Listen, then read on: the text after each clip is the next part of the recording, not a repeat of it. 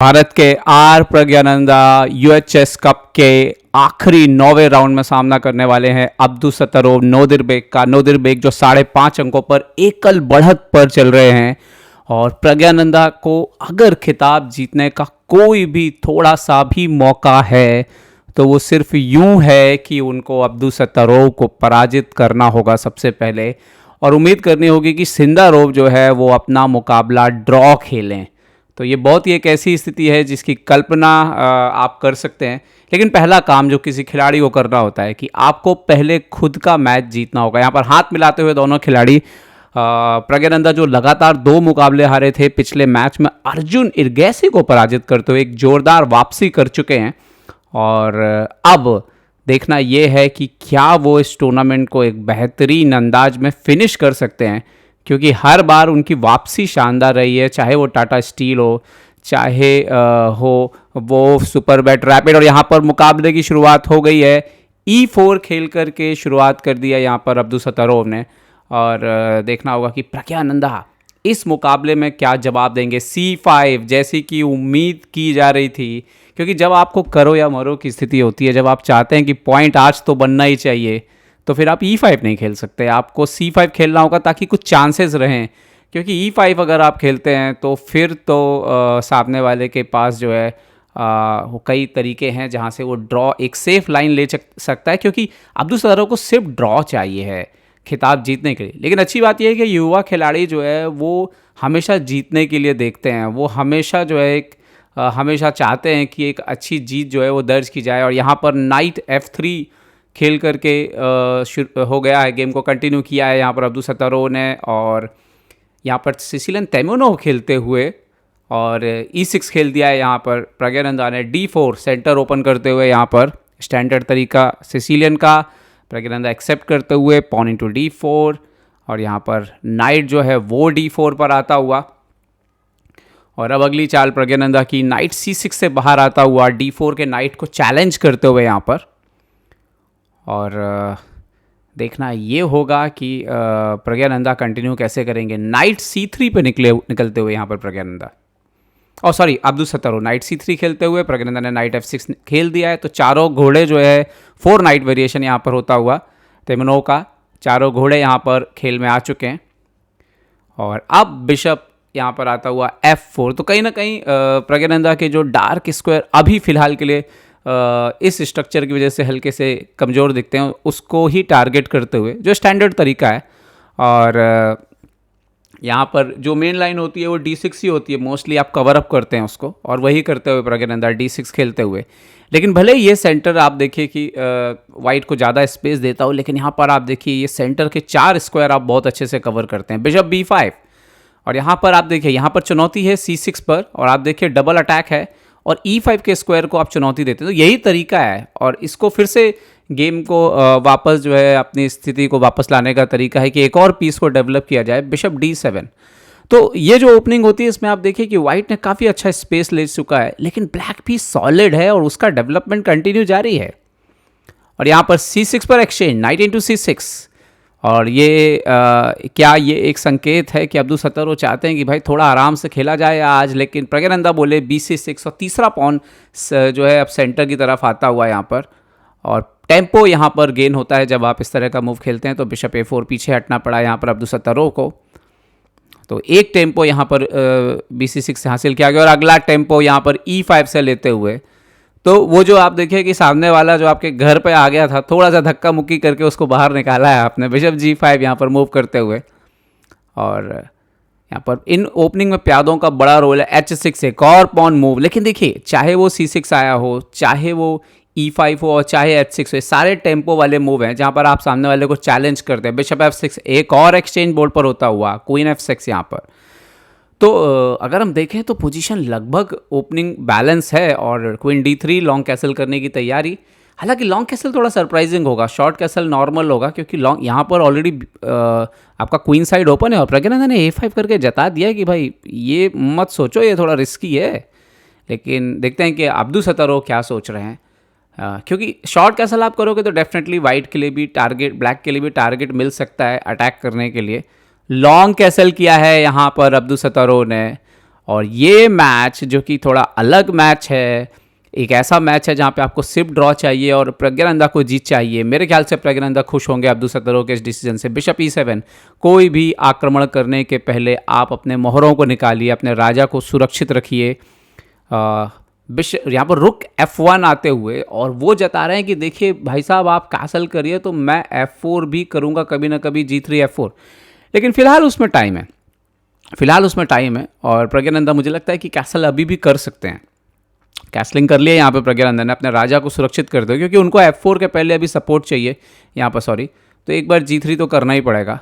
और yes, G3 करते हुए यहाँ पर अब्दुसत्तरोव ने अब F4 की तैयारी है और देखते हैं कि प्रज्ञानंदा इसका जवाब कैसे देते हैं। प्रज्ञानंदा बोल रहे हैं कि आपको तो फाइल खोलनी है, लेकिन मेरे सामने तो आपके राजा की फाइल खुली हुई है। रुके B8 आते हुए वो बोले आप करो F4 जो करना है, मैं B फाइल पर जो है आक्रमण करना आपके ऊपर शुरू करता हूँ।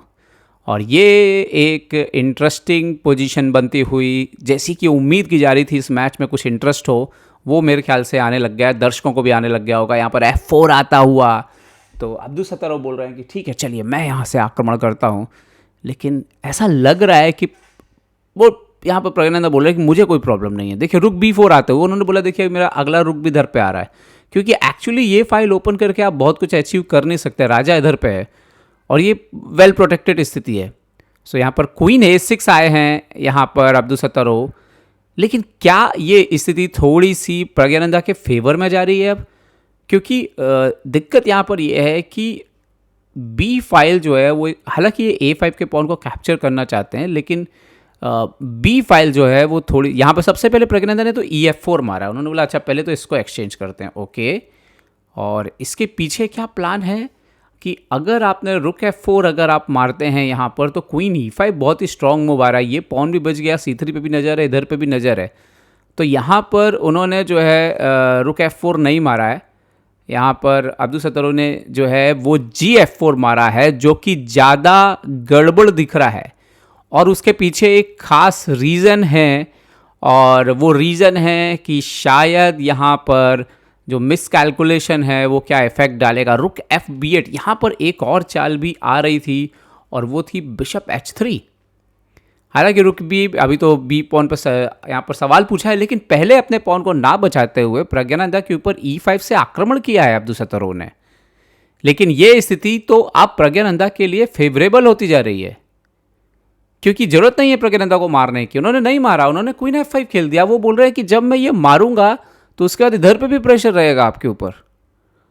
और ये थोड़ा सा पोजीशन मैं बोलूँगा कि अभी बिशप भी गेम में नहीं आया, ED6 मारा, बिशप जैसे शामिल हो जाएंगे इस गेम में। यहाँ पर इवन ये पॉन मारने की भी ज़रूरत नहीं है, ये पॉन तो शेल्टर का काम करेगी, ये बिशप F6 पे जा सकता है। और वही जाते हुए मेरे ख्याल से अब्दुसत्तरोव यहाँ पर मुश्किलों से घिर गए हैं। ब्लैक के सारे पीसेस उनके राजा के ऊपर आक्रमण करते नजर आ रहे हैं। बिशप B3 खेला है उन्होंने, लेकिन यहाँ पर प्रज्ञानंदा खेलते हुए क्वीन C5 यहाँ पर, और अब देखिए C3 पर बहुत ज़्यादा प्रेशर है और ये सिर्फ कभी ना कभी A4 वगैरह भी आ सकता है यहाँ पर।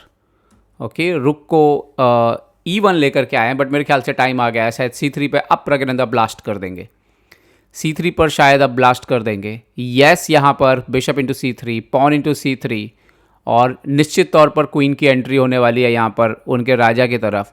क्वीन C3 यहाँ पर, ओहो हो क्या बात है। आखिरी मुकाबले में प्रज्ञानंदा ने बिल्कुल कोई मौका नहीं दिया अब्दुसत्तरोव की, ने डेफिनेटली गलत खेला है यहाँ पर क्वीन D3, लेकिन सामने वाला गलत खेले तो खेले, आपको उसको संवारते भी आना चाहिए। क्वीन A1 पे एंट्री करते हुए किंग आता हुआ D2 पर, खेल की 25वीं चाल में राजा को जो है मजबूर कर दिया उन्होंने बाहर आने पे। क्वीन F6 आते हुए और अभी F4 पे नज़र। प्रज्ञानंदा बोल रहा है मैं आराम से एंड गेम भी खेल सकता हूँ, आपके बिखरे हुए जो उतने पॉन हैं सारे पॉन अलग अलग हैं, सारे पॉन अलग अलग हैं, और ये रुक काफ़ी एक्टिवेट है, किंग डेंजर पर है, तो निश्चित तौर पर यहाँ पर पोजीशन काफ़ी अच्छी है। C3 किया है यहाँ पर अब्दुसत्तरोव ने, लेकिन एक बात याद रखिए, अब्दुसत्तरोव वो खिलाड़ी है जो खराब से खराब स्थिति में कमबैक करने के लिए जाने जाते हैं। बिशप F5, क्या प्रज्ञानंदा भी ये बात अच्छी से जानते हैं और इसीलिए वो भी सतर्क तो होंगे, इसमें कोई दो राय नहीं है। बिशप F5 यहाँ पर आए हैं और ये बहुत ही एक इंटरेस्टिंग पोजीशन है। वो अब्दुसत्तरोव ने अपने वजीर से प्रज्ञानंदा का यहाँ पर ऊंट मार दिया है, क्योंकि वो यहाँ पर हाथी भी ले लेंगे बाद में, लेकिन उससे पहले अब यहाँ पर प्रज्ञानंदा ने कमाल की चाल खेली है। CD4 स्ट्रक्चर खराब करने के लिए, CD4 क्वीन F5, क्या कमाल की चाल है ये। इसने पूरा स्ट्रक्चर खराब कर दिया और अटैक आपका निस्तेज कर दिया। क्वीन F5 यहाँ पर, किंग C3, जरूर यहाँ पर एक बिशप और हाथी है यहाँ पर अब्दुलसत्तारोव के पास, लेकिन उनके राजा की जो स्थिति है वो बहुत ही खराब है। यहाँ पर रुक को ऊपर लेकर के आए हैं, लेकिन यहाँ पे प्रज्ञानंदा एक और पॉन रिकवर करेंगे। यस, क्वीन D6 यहाँ पर आता हुआ। राजा की स्थिति अभी भी बहुत खराब है। रुक E1 डबल किया है दोनों रुक को कनेक्ट करते हुए, लेकिन ये इनफ नहीं है जीतने के लिए। किंग को हट लिया यहाँ पर प्रज्ञानंदा ने, उन्होंने कोई भी एंट्री जो है वो अलाउ नहीं की है। अब्दुलसत्तारोव राजा को आते हुए किंग D3 पर, और यहाँ पर रुक D8, D4 पर अटैक, रुक E4 से उसको डिफेंड किया है। और क्या C5 आ रहा है यहाँ पर। यस बिल्कुल, ओ नो, क्वीन B4 लेकर के आए हैं यहाँ पर। C5 भी संभव था, लेकिन पहले वो उन्होंने लेकर के आए यहाँ पर क्वीन B4, पॉन F5 पर आगे बढ़ा, एक अंतिम प्रयास करते हुए मैं कह सकता हूँ। और देखते हैं कि अब कंटिन्यू कैसे करेंगे। A4 यहाँ पर, और वो बिशप को बोलते हुए कि आप यहाँ से नज़र हटाइए अपने। बिशप C4 यहाँ पर आते हुए, अभी क्या क्वीन A3 भी एंट्री हो सकती है, या क्वीन अंदर भी जा सकता है B1 पे। क्वीन B1 पे जाते हुए प्रज्ञानंदा, पूरी तरह से अब्दुलसत्तारोव के हाथ से बाजी जाती हुई। किंग C3, इवन पॉन भी मुझे लगता है कि और भी अभी क्वीन परेशान करेगा। क्वीन C1, यस, वो राजा को बिल्कुल ही जो है वो आउटसाइड में पहुंचा सकते हैं। किंग D3, ओके, एक बार फिर से क्वीन B1। टाइम थोड़ा सा कम है, इसीलिए थोड़ा सा एक दो बार चल के रिपीट किया। किंग C3 है ना, रुक B8, अभी क्वीन B2 से यहाँ से जो है रुक B2 अंदर आ सकता है। क्वीन B2 बहुत कुछ है शायद गेम ख़त्म करने के लिए। रुक E3 पीछे खींचा है, बट क्या अब रुक C1 के बाद फिर रुक B2 की एंट्री, क्वीन C1 चेक के बाद फिर रुक B2 एंट्री हो सकती है। Yes, queen C1 check, king D3, और एक्चुअली वो रुक का एंट्री कभी भी हो सकता है, सिर्फ प्लान करना है आपको सही तरीके से। क्वीन D1 चेक, प्रज्ञानंदा थोड़ा सा टाइम ले रहे हैं क्योंकि उनके पास टाइम बहुत ज़्यादा कम है। किंग यहाँ पर जाता हुआ C3 पर, क्वीन A1 चेक, शायद फिगर आउट कर नहीं पा रहे हैं अभी तक कि ख़त्म कैसे करेंगे। किंग D3, थोड़ा संभल के रहना होगा, क्वीन B1 रिपीटिशन ज़्यादा ना हो जाए एक जगह से। किंग C3, एंड थोड़ा टाइम यहाँ पर 40 चालें होने के बाद थोड़ा सा टाइम मिला है यहाँ पर। और यहाँ पर G6, प्रज्ञानंदा ने G6 करके स्ट्रक्चर को तोड़ने की कोशिश की है, और ये थोड़ी सोची समझी रणनीति है। पॉन इनटू G6 यहाँ पर,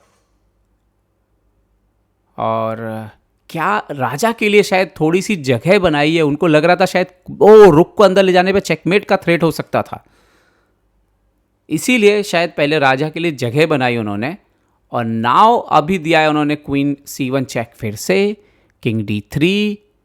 लेट्स सी हाउ कैसे ख़त्म करेंगे गेम को। रुक B4 यहाँ पर, अभी बिशप पर अटैक किया है, क्योंकि अभी प्रॉब्लम नहीं है आपके रुक अंदर आता भी है तो रुक से चेक आता हुआ। थोड़ा सावधान जरूर रहना होगा, हालांकि किंग G7, और अभी कोई ऐसा प्रॉब्लम नहीं है। हालांकि रुक G8 जैसे थ्रेटों से थोड़ा सावधान रहना होगा आपको। और रुक G8 शायद देंगे, वही आखिरी दाव है मुझे लगता है। यस, रुक G8 चेक दिया है यहाँ पर अब्दुलसत्तारोव ने, और सेक्रीफाइस है क्योंकि पॉन से मार के फिर चेक आएगा। और यहाँ पर पॉन F7 चेक, और आपको सावधान रहना होगा क्योंकि उनका भी क्वीन बन सकता है, और शायद बनेगा। यस, शायद क्वीन उनका बनेगा, बनने देना पड़ेगा आपको। यस, प्रज्ञानंदा ने कमाल की चाल खेली है। क्वीन H7, वो बोल रहे हैं कि आप बनाइए क्वीन, पर चेकमेट तो मैं कर दूंगा आपकी यहाँ पर, और ये कमाल की पोजीशन है। यस, अब्दुलसत्तारोव क्वीन बनाते हुए F8 पर फाइनली अब्दुलसत्तारोव का क्वीन जो है वो जिंदा हो गया। और देखते हैं कि अब यहाँ पर देखिए क्वीन इंटू C4, तो पहले चेक आ रहा है। क्वीन C4 चेक, राजा है बीच मैदान पे। इसको कैलकुलेट करना बहुत ज़रूरी है, अगर आप कैलकुलेट ना कर पाएँ तो इस तरह की बाजी ड्रॉ भी हो सकती है। लेकिन यहाँ पर अब्दुलसत्तारोव ने हार स्वीकार कर ली है। दरअसल प्रॉब्लम यह है कि किंग E4 पे भी आएगा तो क्वीन D4 चेक आ रहा है, और फिर आप भागिए, जैसे क्वीन F5 आप भागें तो यहाँ पर क्वीन F4 चेक आएगा, और ये क्वीन एक्चुअली में मर जाएगा। तो अब्दुलसत्तारोव समझ गए थे कि ये बाजी पूरी तरह से हाथ से जा चुकी है, और इसीलिए उन्होंने हार स्वीकार कर ली। क्या कमाल की जीत है प्रज्ञानंदा की। और आपको बता दूं कि इस जीत के साथ प्रज्ञानंदा जो है वो ऑफिशियली भारत के नंबर 1 खिलाड़ी बन गए हैं लाइव रेटिंग में, और साथ ही साथ इस टूर्नामेंट के टाई ब्रेकर में एंटर कर गए हैं, क्योंकि अब्दुल सत्तारोव, प्रज्ञानंदा और सिंधारोव के बराबर अंक हैं, 5.5 अंक, और इसीलिए अब इन खिलाड़ियों को टाई ब्रेक मुकाबले खेलने होंगे। क्या कमाल की वापसी है! ये आप सिर्फ तभी कर सकते हैं जब आपके अंदर असाधारण इच्छा शक्ति हो कमबैक करने की। कमाल कर दिया प्रज्ञानंदा। उम्मीद करते हैं टाई ब्रेक भी जो है वो आपके ही नाम होगा।